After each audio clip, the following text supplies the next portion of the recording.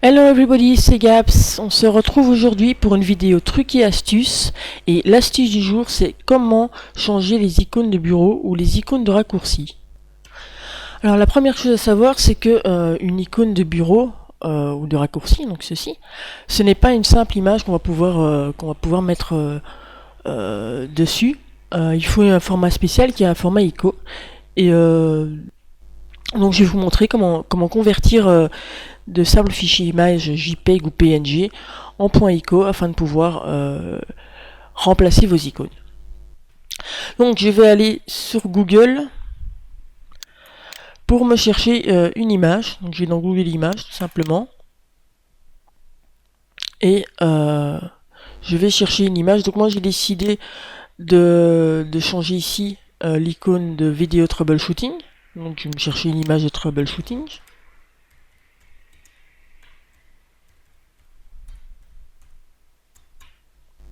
Voilà.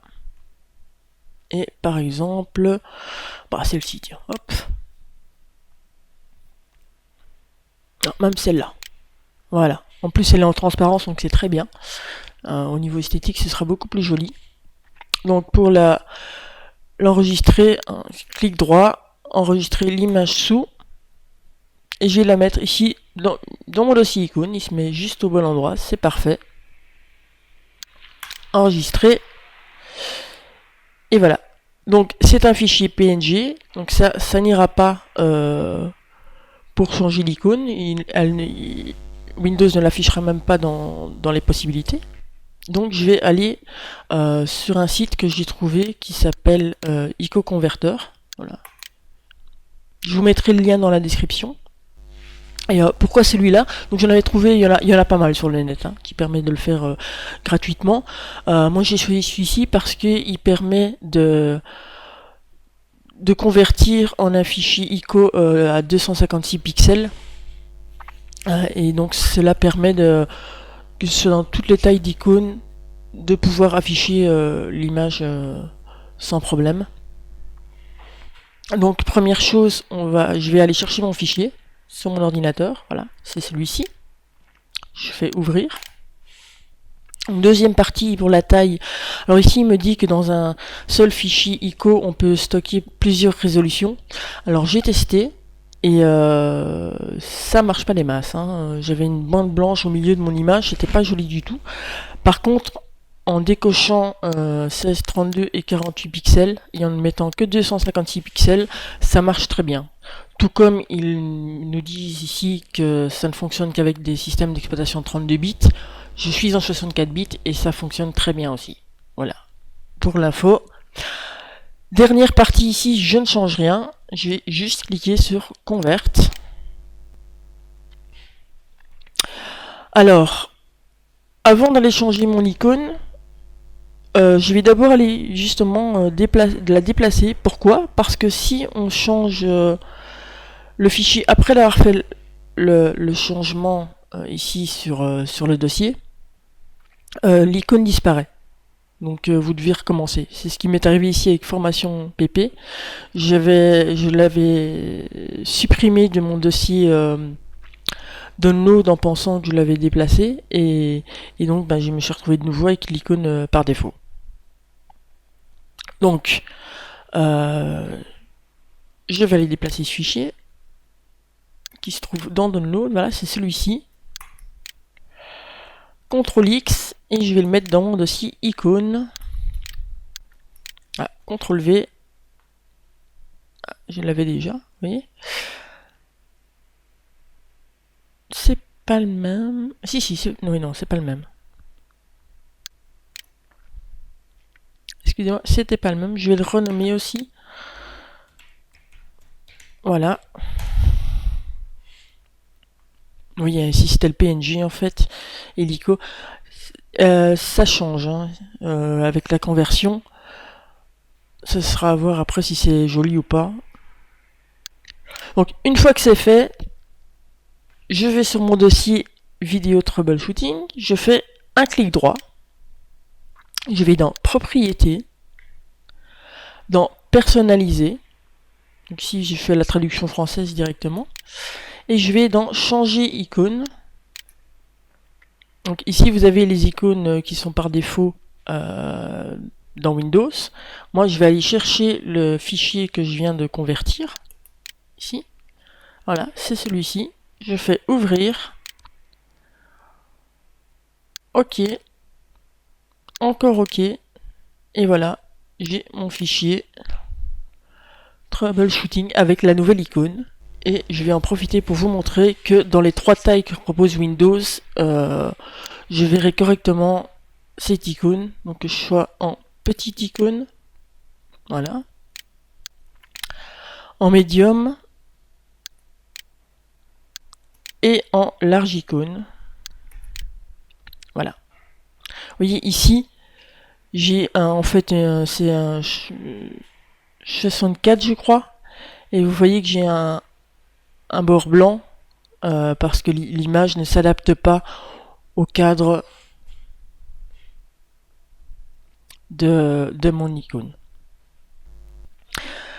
Voilà pour les icônes de dossier. Alors pour les icônes de raccourci, donc raccourci c'est comme ceci par exemple. Ça se passe presque de la même manière mais pas tout à fait. Donc moi je vais aller dans mon dossier application. Voilà, et je vais changer ici l'icône de CCleaner avec une icône qui n'a plus rien à voir avec CCleaner, mais ça c'est pas très grave. Donc je retourne sur Google Images et je vais choisir une autre image, par exemple celle-ci, tiens, hop, on en a déjà une.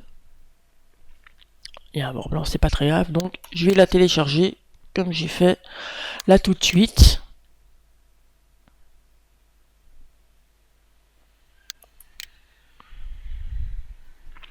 Voilà, je retourne dans ma conversion, IcoConvert, je vais chercher mon image qui est ici, ouvrir, ici toujours 256 pixels, toujours 32 bits, je fais Convert,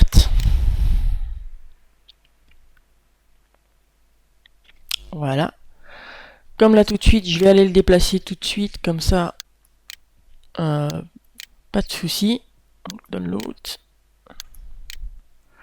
Oui, je ne sais pas pourquoi il me met cette icône là ici, mais c'est pas très grave. Pictures, icône, et je vais la coller.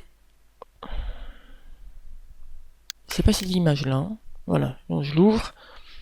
Il doit être un petit bug au niveau de Windows 10. Mais normalement chez vous, il devrait pas y avoir de souci. Vous devriez avoir celui-là. Peut-être que si je fais un petit F5, non.